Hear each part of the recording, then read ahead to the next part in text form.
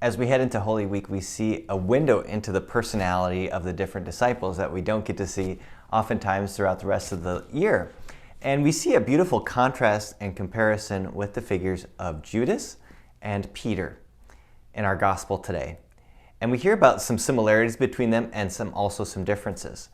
In our gospel today, we hear about how in both cases, Jesus respects their freedom, their free will. We hear that Jesus hands to Judas the morsel, but yet Judas decides to take it. And knowing what that means, he still chooses of his own free will to go and to betray Jesus. Likewise, Jesus tells Peter that he will deny Jesus. And yet, even knowing this, Peter still does it.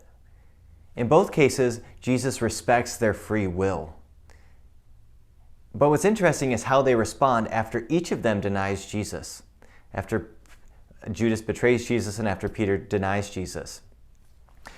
Judas seems to put a limit on God's mercy, almost as if saying, I don't believe that God can forgive this. And so he isolates himself from the rest of the disciples. Look at that in comparison with Peter. Peter denies Jesus. He trusts that God can still love him, and he sticks with the disciples. He stays with them.